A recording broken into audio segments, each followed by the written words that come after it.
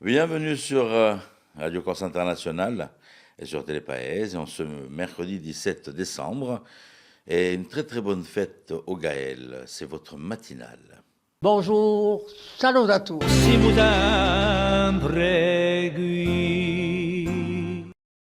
Merci d'être fidèle à notre matinale de Radio Corse International et de Télépaèse. En ce mercredi, jour des enfants, vous avez plein de petites animations prévues pour cette journée, les loisirs des enfants, sportives, et puis de petites sorties. En plus, le temps va être plus ou moins au beau fixe, on va voir ça avec Philippe Jam dans un petit moment. Bon, votre matinale, nous allons retrouver bien sûr l'horoscope, le turf, l'information dans un petit moment. Nous allons retrouver aussi aujourd'hui la directrice des affaires culturelles de Bastia, qui va nous parler, Delphine Ramos, qui va nous parler de ce qui va se passer donc aujourd'hui du côté du centre culturel d'Albor. Et puis dans notre balade matinale, on finira bien sûr avec une petite surprise, tiens, aujourd'hui. Peut-être le Père Noël qui sera au rendez-vous. Mais pour l'instant, ce qu'on va faire, c'est qu'on va aller retrouver Philippe Jam, qui s'installe. Moi, pendant ce temps, je vais avoir le temps de boire mon petit café, puisqu'il va vous faire la météo et l'information du jour. Mais moi, c'est mon petit café maintenant. On se retrouve juste après.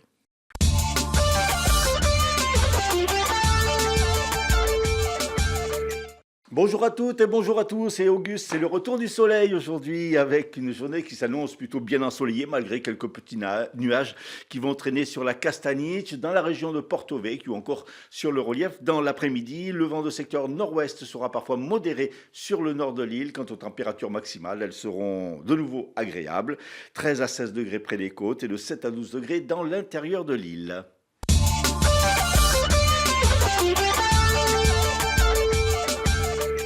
En passant sur notre île, la perturbation Emilia a causé quelques désagréments hier. À Bastia, le fort vent d'Est a retardé l'accostage du ferry Le Vite-Savone. À terre, la circulation a été coupée sur de nombreuses routes. 3 écoles ont dû fermer leurs portes, ainsi que le centre culturel Charles Rocchi à Bigoulia. Le tribunal correctionnel de Bastia a condamné un homme de 42 ans à 2 ans de prison avec sursis probatoire de 3 ans, soumis à une obligation de soins et de travail pour détention et consultation de milliers de fichiers pédopornographiques. L'homme a reconnu les faits et a avoué avoir téléchargé de telles vidéos, environ 5000 entre juillet 2022 et mi-mai 2023. L'Académie de Corse a apporté hier son soutien à 2 enseignantes victimes d'une vive altercation de la part de 3 parents d'élèves de l'école primaire de Pietralbe à Ajaccio. Lundi après-midi, à la sortie des classes, une enseignante a été interpellée de manière virulente par une parente d'élève, l'accusant de racisme et de discrimination envers son fils. Une deuxième enseignante a elle aussi été agressée verbalement, alors qu'un deuxième puis un troisième parent d'élève avait rejoint l'agresseuse. Le directeur d'académie des services de l'éducation s'est rendu sur place hier pour soutenir l'équipe pédagogique de Pietralbe. Aucune forme de violence, d'intimidation ou de pression à l'égard des personnels de l'éducation nationale n'est acceptable, a déclaré le DAZEN. Ces comportements sont contraires aux valeurs de la République et au respect indispensable au bon fonctionnement du service public de l'éducation nationale, a-t-il ajouté. Les parents seront convoqués afin de rappeler le cadre institutionnel, les règles de respect mutuel et les responsabilités de chacun. En politique, Jean-Louis Milani, deuxième adjoint au maire de Bastia, a annoncé hier sa démission de ses fonctions au sein du conseil municipal. Depuis plusieurs mois déjà, une tension régnait entre le maire Pierre Savelli et lui-même, et il s'était mis en retrait d'ailleurs de la majorité, ne siégeant plus au conseil municipal.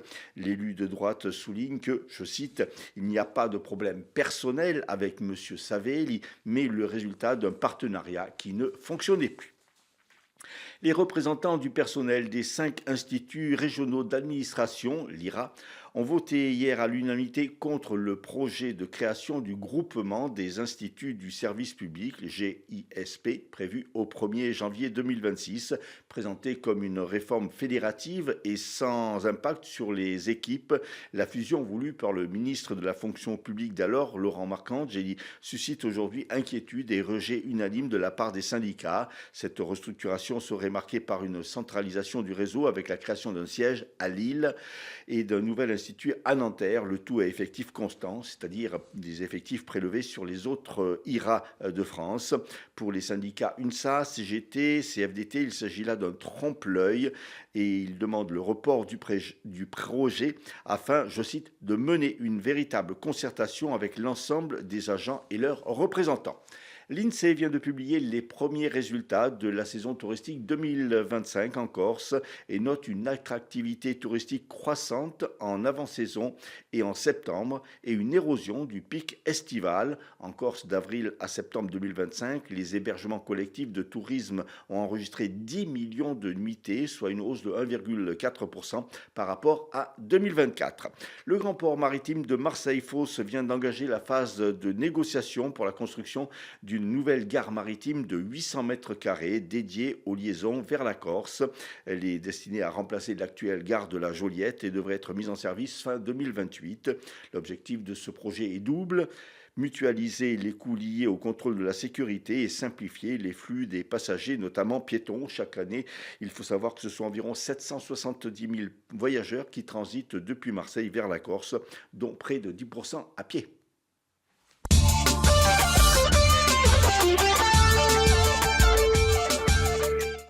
Merci Philippe. Le temps d'aller boire un café avant de revenir pour l'invité. On va poursuivre avec les courses hippiques. On s'en va du côté de Vincennes avec Rémi. Les pronostics hippiques de Rémi sur Radio Corse International. Bonjour à tous, ce mercredi dans les bons coups du jour, nous serons sur l'hippodrome de Vincennes. On va démarrer avec le quintet, je vais mettre en tête le numéro 9, Iron du Gers. Passons à la troisième course où le 10, Millésima devrait l'emporter, tout comme dans la cinquième, le numéro 3, Isla Morada. Bon jeu à tous. Merci Rémi pour tous ces pronostics. Les pronostics astrales avec la charmante Paxi.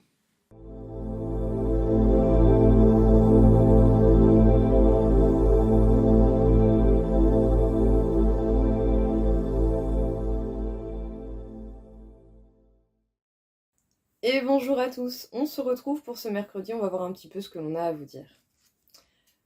Les béliers, aujourd'hui, très belle journée en perspective, de belles surprises, de belles annonces, de bonnes nouvelles vous attendent, profitez-en, ça fait du bien. Les taureaux, vous pourriez avoir envie de chouchouter votre partenaire, d'avoir envie d'être vraiment dans des moments de partage intenses, et ce n'est vraiment pas plus mal, vous avez toutes les facultés pour pouvoir le faire avec un très bon équilibre. Les Gémeaux, aujourd'hui on peut dire que vous aurez cette petite chose d'instinct qui vous dit il y a un truc qui cloche, mais je ne sais pas quoi. Écoutez votre instinct, à un moment donné le problème se révélera, mais soyez attentifs pour ne pas être surpris par la suite. Les cancers, il y a des choses superficielles qui vont certainement s'effondrer de votre quotidien.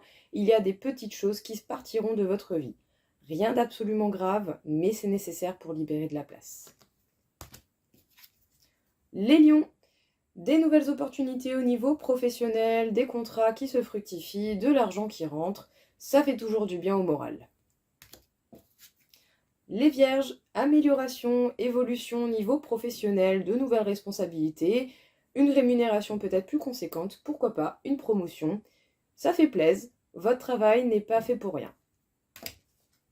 Les balances, certaines discussions pourraient être un peu animées avec certains de vos proches, des amis, des membres de votre famille.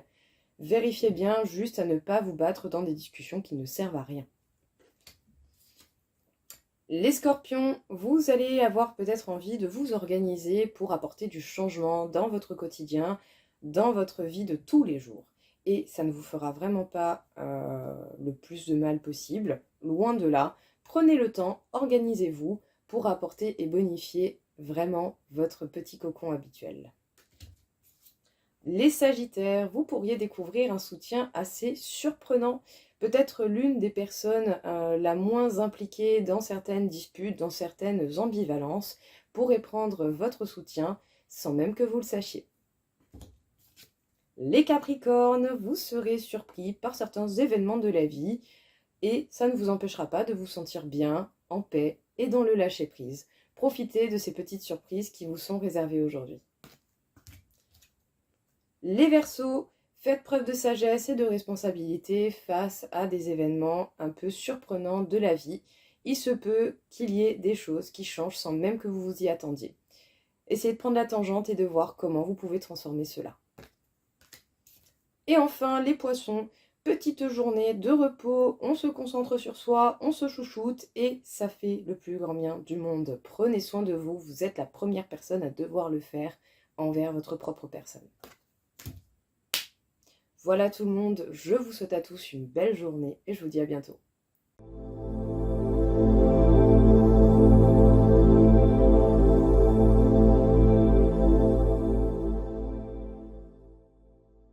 Voilà, je vous en parlais en début de cette matinale. Invité du jour, Delphine Ramos, la directrice des affaires culturelles de la ville de Bastia, au micro d'RCI et de Philippe Cham. Notre invitée aujourd'hui, Delphine Ramos, directrice des affaires culturelles à la mairie de Bastia, à l'occasion d'un séminaire qui a lieu ce mercredi à l'Albor.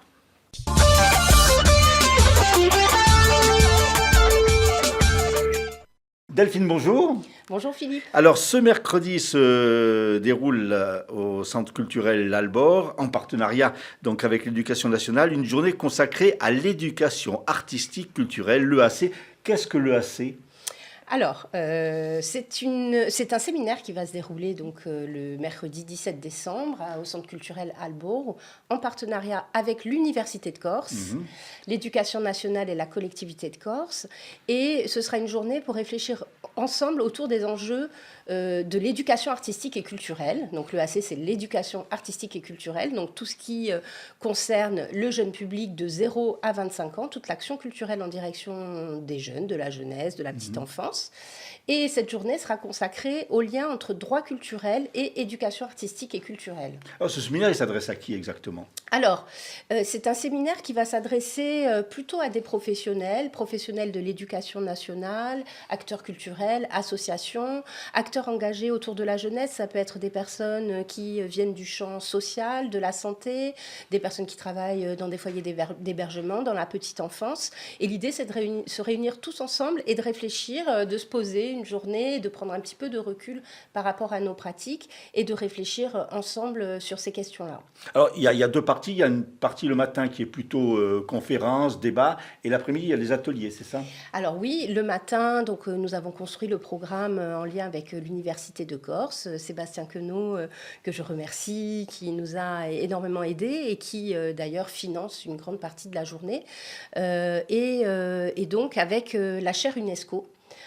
Et nous avons travaillé un programme qui fait intervenir des personnes qui sont spécialisées sur les questions.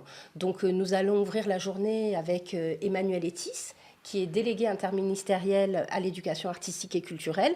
Et nous continuerons avec des intervenants qui vont interroger cette question du droit culturel et de l'éducation artistique jusqu'à midi. Le but, c'est d'échanger un petit peu, de faire des retours et de proposer des actions.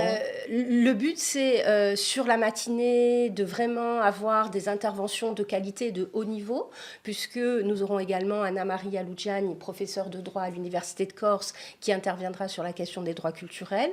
Nous aurons également Incha Nigagnan, qui est responsable du réseau UNITWIN à l'UNESCO et qui interrogera également et qui nous expliquera le rôle de l'UNESCO sur les questions éducatives et les questions culturelles.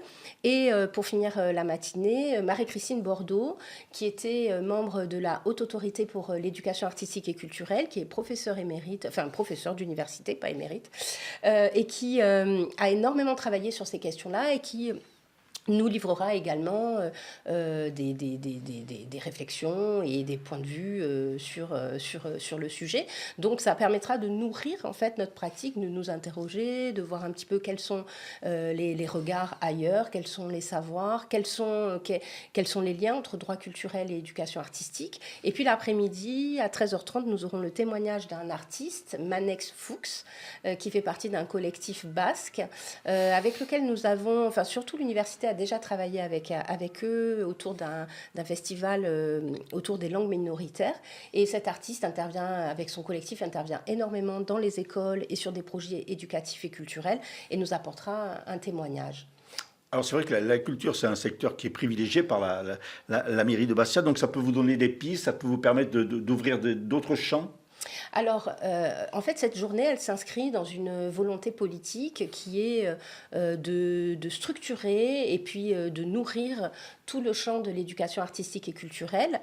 En 2022, nous avons obtenu le label 100% EAC qui est décerné, entre guillemets, par le ministère de la Culture et le ministère de l'Éducation nationale. Pourquoi nous avions postulé sur ce label ? Parce qu'on avait effectué le constat que la ville de Bastia, évidemment, c'est une ville culturelle, ça, bon, je pense qu'on est tous d'accord sur cette question-là, mais on avait également effectué le constat que nous avions une offre vraiment très, très, très importante en direction de la jeunesse, qui passe par différents biais, qui peut être l'accueil de scolaires dans des lieux culturels, l'organisation d'actions directement avec les scolaires, l'organisation d'actions directement par la direction de la culture ou d'autres services de la ville ou par le champ associatif. Et donc, quand nous avons déposé ce dossier, nous nous sommes engagés à élaborer un plan d'éducation artistique et culturelle sur 5 ans. Voilà. Donc, dans le cadre de ce plan, il y a plusieurs actions que je pourrais vous expliquer si vous le souhaitez. Et parmi toutes les actions, nous avions également évoqué l'idée d'avoir des temps d'échange. Parce qu'effectivement, nous travaillons tous un petit peu dans nos coins, entre guillemets, que ce soit les personnels de l'éducation nationale, les acteurs culturels, les artistes. Et nous avons besoin parfois de nous rencontrer et à la fois de pouvoir échanger sur les sujets, s'interroger, mais qu'est-ce que c'est que l'art ? Quelle est la place de l'artiste? Qu'est-ce que c'est que l'éducation artistique et culturelle? Que sont les droits culturels? Comment est-ce qu'on peut mettre en place une politique d'éducation artistique et culturelle qui prenne en compte les droits culturels? Comment est-ce que l'éducation artistique et culturelle peut permettre de favoriser l'inclusion, de favoriser l'apprentissage, de favoriser, pourquoi pas, le bien-être et à terme une politique culturelle très inclusive sur un territoire. Et donc, toutes ces questions-là, c'est un petit peu ce qu'on va essayer de balayer durant cette journée, mais ce n'est qu'une première journée et nous espérons que ça ouvrira d'autres champs. D'autres champs, avec à la fin donc une restitution qui permettra d'y voir plus clair, forcément. Tout à fait. Alors, l'après-midi, après, il y a des ateliers qui vont permettre aux participants aussi de donner des points de vue, d'échanger, de débattre, de faire émerger des difficultés, des freins. On sait qu'il y en a. Rien n'est parfait. Et nous, effectivement, ça va nous permettre de faire une synthèse qui sera déjà un peu dessinée à la fin de la journée, mais rapidement, on prendra une petite demi-heure tous ensemble. Et ensuite, effectivement, une synthèse de la journée pour pouvoir réfléchir et puis parfois cela permet aussi d'avoir des actions de remédiation de l'action publique. Alors il y a 4 ateliers, je crois, avec pratique culturelle des jeunes, médias et éducation, pratique artistique et transformation sociale, pluralité linguistique et droits culturels dans une perspective méditerranéenne. Médias et éducation, ça va consister en quoi? Alors, on est un petit peu intéressé. Alors, il faut vous inscrire, Philippe. Je pense qu'on a quelqu'un sur place. Ah, d'accord, super. Donc, en fait, on aurait pu aborder beaucoup d'autres sujets, parce que l'éducation artistique et culturelle, ça touche à énormément de sujets, la citoyenneté, la participation. On aurait pu aussi évoquer des sujets plus artistiques, transdisciplinaires, comme la danse, le théâtre. On a fait émerger 4 thématiques qui sont celles-là qui seront abordées lors du séminaire. Effectivement, une thématique sur les liens entre éducation à l'image, médias et éducation. Pourquoi ? Parce que ça nous semble être vraiment une thématique très importante dans le monde dans lequel nous vivons. Nous sommes dans un monde d'image, dans un monde d'immédiateté, dans lequel les jeunes doivent évoluer avec les réseaux sociaux, évidemment, et avec aujourd'hui même l'intelligence artificielle. Et donc, cet atelier n'aura pas vocation à trouver toutes les solutions et répondre à tous les maux de notre époque, mais en tout cas, peut-être à réfléchir à des outils qui pourraient être utilisés soit par les artistes, soit par les agents, entre guillemets, de l'éducation nationale pour travailler sur ces questions-là avec les jeunes, mais sous des angles éducatifs et artistiques, et afin de permettre d'aborder ces sujets éminemment importants. On rappelle donc cette journée de ce mercredi, donc au Centre culturel L'Albor, sur l'éducation artistique et culturelle, donc avec la ville de Bastia, en partenariat avec l'Université de Corse, l'éducation nationale. Delphine, merci. Et puis Merci à vous. on se reverra peut-être pour faire un point. Mais avec plaisir, comme vous le souhaitez. Merci Delphine. Au revoir.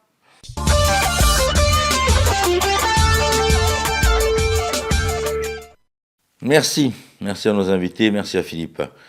Philippe qui reste avec nous pour nous faire un petit point sur les titres de l'information du jour. Le tribunal correctionnel de Bastia a condamné hier un homme de 42 ans à 2 ans de prison avec sursis probatoire de 3 ans, soumis à une obligation de soins et de travail pour détention et consultation de milliers de fichiers pédopornographiques.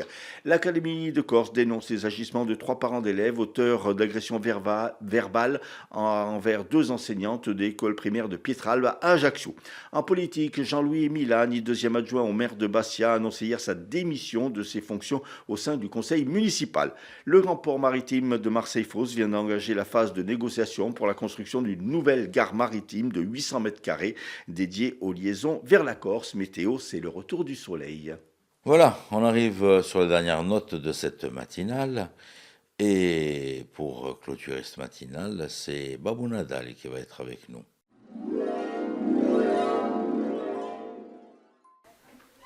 Allora, tengo a dire che una sera, mi ricordo, c'era un sidello che non dormia mai, perché questo sidello voleva sempre vedere Babbo Natale, portare i regali, portare tutto.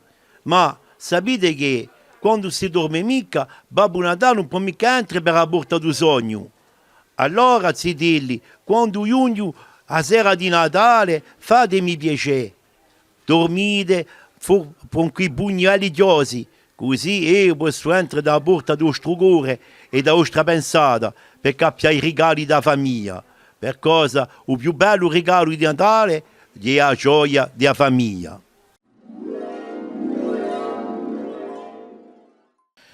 Eh oui, on se rapproche tout doucement de Noël. Il ne va pas tarder à venir, hein, comme on dit aux enfants, encore quelques petits dodos. Et puis il sera là donc avec plein de cadeaux sous le sapin. Voilà donc pour cette matinale de ce mercredi. Soyez prudents sur les routes. Et je vous donne rendez-vous demain matin, même heure, même antenne, hein, sur Télépaèse et sur Radio Corse International. Je vous rappelle que vous pouvez nous récupérer aussi sur les replays, sur les podcasts. Et surtout, restez fidèles à Radio Corse International. Je vous rappelle pour pouvoir l'écouter sur le web rci.websiteradio.co ou bien sur les télés d'Orange, vous cherchez les radios, vous tapez Radio Corse International et vous l'avez directement sur votre télé à la maison. Voilà, je vous embrasse très très fort, tenez des volte e ci ritroviamo domani, se Dio vuole.